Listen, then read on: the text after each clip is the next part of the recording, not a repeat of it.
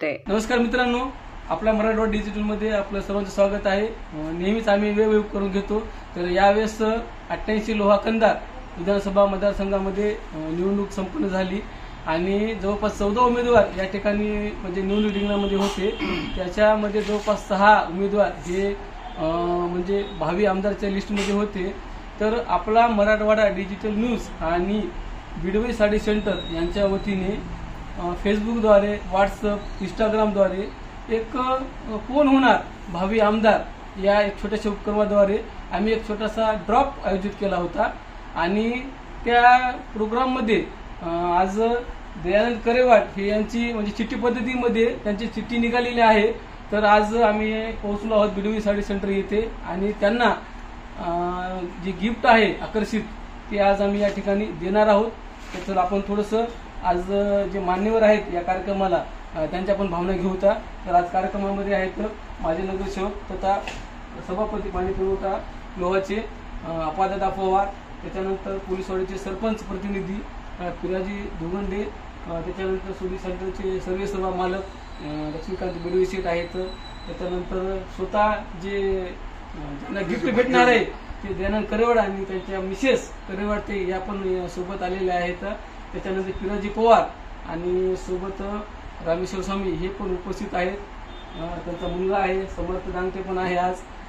तर थोडंसं आपण भावना या ठिकाणी घेऊया। आपला मराठवाडा या चॅनलद्वारे घेण्यात आलेल्या 88 विधानसभा लोहा मतदारसंघ यामध्ये कोण होणार आमदार या उपक्रमामध्ये गजानन दांगटे या आमच्या मित्रांनी हा स्तुतिप्रिय असा या ठिकाणी उपक्रम ठेवला होता। त्यामध्ये या 88 विधानसभा लोहा मतदारसंघामध्ये 14 उमेदवारांनी आपलं नशीब आजमावलं, परंतु त्यामध्ये 6 उमेदवारच असे शर्यतीतले घोडे होते। त्यामध्ये कोण होणार आमदार याच्यामध्ये आपल्या लोहा या नगरीतील आमच्या 7 नंबर वार्डामध्ये आमचे मित्र देवानंद करेवाड आणि रेणुका करेवाड ह्या सुदैवाने या ठिकाणी भाग्य विजेत्या ठरलेल्या आहेत। याच्यामध्ये लकी ड्रॉ पद्धतीनं चिठ्ठ्या ह्या टाकण्यात आल्या होत्या। त्याच्यामध्ये त्यांचं आज या ठिकाणी नशीब त्यांना सुदैवानं या लकी ड्रॉ मध्ये त्यांनी आजचा हे जे काही गिफ्ट आहे साडी सेंटरच्या मार्फत हे गिफ्ट या ठिकाणी आमच्या सर्वांच्या उपस्थितीमध्ये कांता सावकार बिडवई आणि आमचे आदर्श असे असणारे केरबा सावकार बिडवई यांच्या या दुकानामध्ये हा कार्यक्रम आयोजित केलेला आहे। या कार्यक्रमामध्ये आता पुढे या ठिकाणी माझ्या प्रतिक्रिया मी इथंच थांबवतो। यानंतर पोलीसवाडीचे सरपंच पिराजी धुळगंडे। नमस्कार। प्रथमतः सर्वप्रथम पहिल्यांदा मी आपला मराठवाडा या चॅनलचा आभार मानतो की त्यांनी असा हा उपक्रम ठेवला की उपक्रमातून काहीतरी घेण्यासारखं आहे। त्यांनी उपक्रम कोण होणार लोहा कंधारचा आमदार हा उपक्रम ठेवला। त्यातून करेवाड बंधू यांची लकी ड्रॉ पद्धतीने चिठ्ठी निघाली। त्यांनी पण खरंच भाग्यवान आहेत की लकी ड्रॉ मध्ये त्यांची चिठ्ठी निघाली। आपल्या मराठवाड्याला मी अशी विनंती करणार आहे की पुढं होऊ घातलेल्या नगरपालिका, लोहा नगरपालिका असेल, पंचायत समिती असेल, जिल्हा परिषद असेल, त्याच्यातून सुद्धा आपण जनतेचं मत काय आहे ते घ्यावं एवढं बोलतो आणि माझ्या शुभेच्छा देतो चॅनलला। नमस्कार।